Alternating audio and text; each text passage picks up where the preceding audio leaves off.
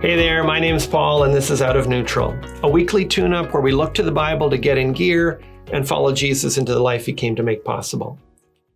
Today I want to deal with a question that nobody's asking about the slap. In the days following Will Smith's slap of Chris Rock at the Academy Awards, almost every aspect of the altercation was dissected. Did Chris Rock know that Pinket Smith had alopecia? Did the domestic violence that Will Smith witnessed as a child trigger his passion in defending his wife? Was the Academy to blame in not removing Smith from the ceremony? Fellow actors have rushed in to express their feelings of outrage or support. And analysts plot Smith's next moves.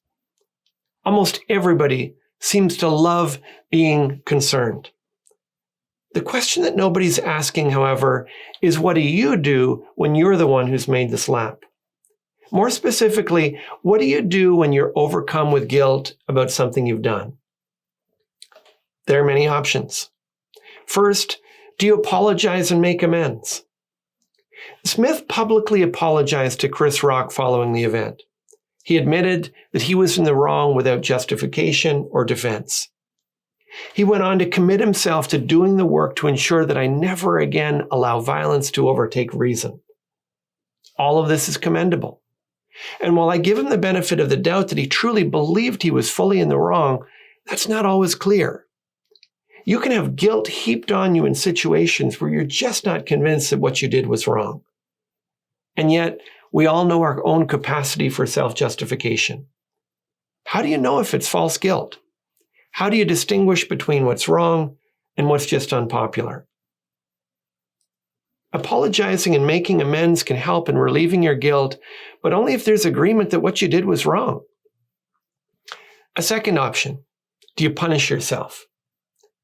In the aftermath of the incident and with his expulsion from the Academy being considered, Smith preemptively resigned from his membership, describing his actions as shocking, painful, and inexcusable.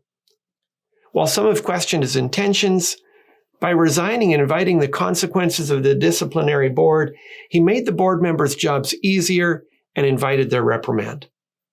In this case, his self-imposed punishment seemed constructive. Often that's not the case. Racked by guilt, people can turn to self-harm, to self-loathing, and self-destructive behavior. There's a sense of justice inside us that wants satisfaction. But most of the ways that we punish ourselves neither help us nor the ones we wronged. A third option, do you forgive yourself? Will Smith has what most of us don't, a high-paid public relations team guiding him through every step of his response to his outburst. But even with that, it may not be enough. While it remains to be seen how Chris Rock will himself respond, his brother has already said he doesn't accept Smith's apology. And while he has done what he could to win over the public, he ended his acceptance speech with the words, "I hope the Academy invites me back." That outcome still isn't certain. It reminds us that even when we do everything in our power, people may still not forgive us, and reconciliation may never come. Because of that, most therapists talk about self-compassion. You have to forgive yourself, they say. And it's not hard to imagine why they say that. But it's a little bit like giving yourself a raise or giving yourself the day off. It's nice, but it feels like cheating. I want you to consider a fourth option. Do you turn to God? A relationship with God provides a whole new strategy to deal with guilt.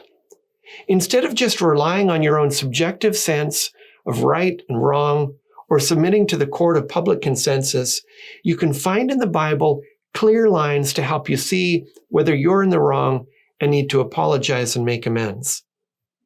Instead of punishing yourself, you meet in the Bible a God who loves justice just as much as he loves us, and willingly took our punishment on himself at the cross, freeing us to live new lives motivated by his love.